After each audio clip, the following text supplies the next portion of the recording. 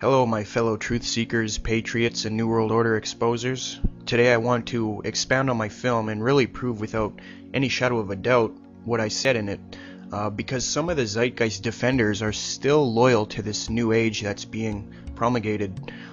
Besides the fact that we traced it all to H.P. Blavatsky, Bailey, Theosophy, the UN, New Age religion, and Freemasonry, there's still those who embrace the New Age and this false hope of a utopia that's being waved in the face of the sheeple if they will only abandon Christianity and embrace the New Age religion and the New World Order, which was spoke of by Lucius Trust recently and in many other occult works. Before we begin, let me just say that all of the zeitgeist movement is kicked out of the anti-New World Order movement because you've been deceived by the New World Order and we don't want the whole movement infected. So if you must, go spread your New Age theosophical esoteric doctrine somewhere else, but don't make it sound like you're against the New World Order, because that is what they're pushing too. Now, Dr. James H. Billington of Oxford, in his book Fire in the Minds of Men, page 3, said this, quote, "This book seeks to trace the origins of the faith, perhaps the faith of our time. Modern revolutionaries are believers, no less committed and intense than were the Christians or the Muslims of an earlier era. What is new is this belief that a perfect secular order will emerge from a forcible overthrow of traditional authority." Unquote. The late Bill Cooper, who was perhaps the leading expert on the New World Order but was murdered, says this, quote, "Nothing perfect will ever emerge from the minds of imperfect men, and no men will ever be ruled by other imperfect men in any kind of a utopian order." Unquote. I tell you, if Cooper was still alive, Peter Joseph and Zeitgeist and all of these other fake, controlled New World Order researchers would have been exposed already, but we must pick up the torch where it was dropped. As far back as 1927, Freemason W. L. Wilmhurst saw the dawning of the Aquarian Age as the fulfillment of the Great Plan. In The Meaning of Masonry, page 4, he writes, quote, "In this new Aquarian age, when many individuals and groups are working in various ways for the eventual restoration of the mysteries, an increasing number of aspirants are beginning to recognize that Freemasonry may well be the vehicle for this achievement." Unquote. Now, what should raise the eyebrow of the anti-New World Order movement is the fact that supposed truth seekers promote this great plan of the Aquarian Age led by the Freemasons and the elite. Ladies and gentlemen, this is very, very dangerous stuff. Now, the top New Age advocate who is associated with the United Nations, Benjamin Creme, writes, quote, "The new religion will manifest, for instance, through organizations like Masonry. In Freemasonry is embedded the core of the secret heart of the occult mysteries, wrapped up on number, metaphor, and symbol." Steve Bonta said this in New Age Roots, quote, "Beginning in 1959, Creme was contacted by one of the Ascended Masters who told him he had a mission to perform for the advancement of the Master's plan for humanity. Creme was instructed to prepare the way for the coming of the Lord Maitreya, a master who would assume human form and begin preparing humanity for the advent of the Age of Aquarius." Sounds a lot like Jordan Maxwell's experience when he swore he would do their will.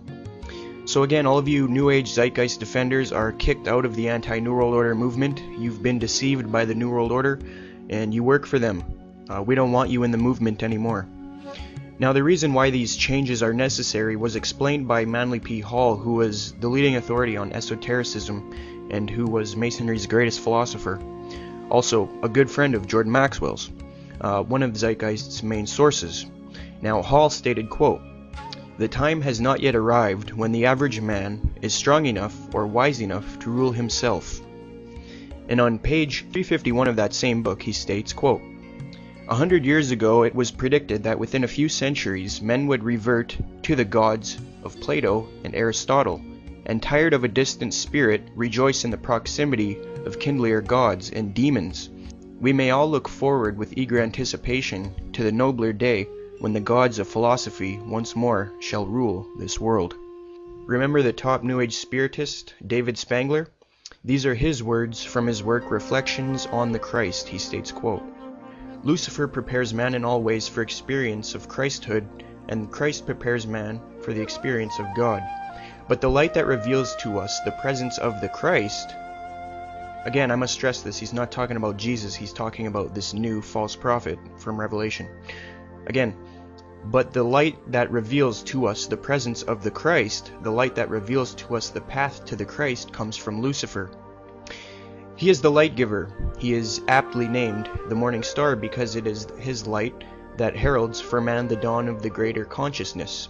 He is present when that dawn is realized. He stands no longer as the tester or tempter, but as the great initiator. He was referencing Blavatsky's work. The one who hands the soul over to the Christ, from the Christ on into even greater realms.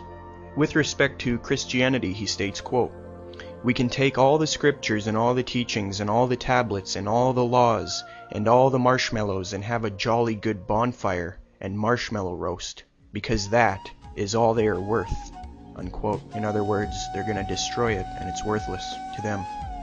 The New World Order, who promote this New Age, most of whom are members of Freemasonry, see Christianity as an enemy, a force to be countered. They have declared war on Christians, and as in every war, the enemy must be defeated, even in bloodshed if necessary, as Bill Cooper remarked. Now, remember Alice Bailey, the founder of Lucis Trust, who is supported by the United Nations and Freemasonry?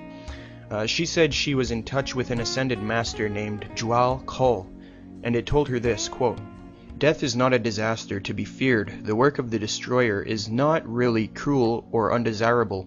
Therefore, there is much destruction permitted by the custodians of the plan, and much evil turned into good." In other words, she's advocating genocide.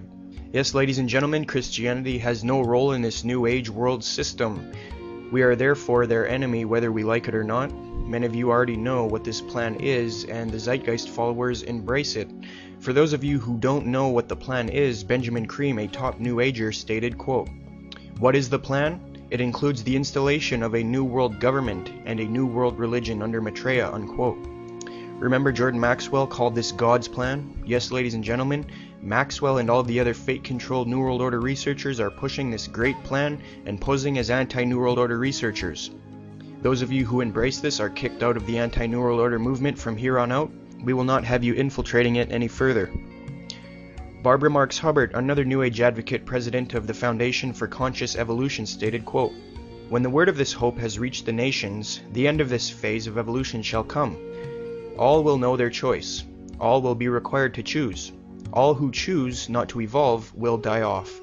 The kindergarten class of Earth will be over. Humankind's collective power is too great to be inherited by self-centered, infantile people," unquote. So we will be given a choice to accept the New World Order, or we will choose to die. Adam Weishaupt, the founder of the Illuminati, started this mode of thought. In his initiation into the order, the initiate was told, quote, "Behold our secret. If in order to destroy Christianity, all religion, we have pretended to have the sole true religion, remember that the end justifies the means, and the wise ought to take all the means to do good, which the wicked take to do evil. This can be done in no other way but by secret associations, which will by degrees and in silence possess themselves of the government of the states, and make use of these means for this purpose which the wicked use for attaining base ends. The express aim of this order was to abolish Christianity and to overthrow all civil governments," unquote. So anyone who has doubts about my film, this should clear it up pretty good.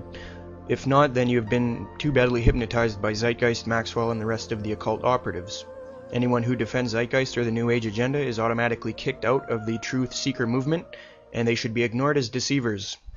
In 1982, an English painter named Benjamin Creme took out full-page ads in newspapers around the world declaring the Christ is now here.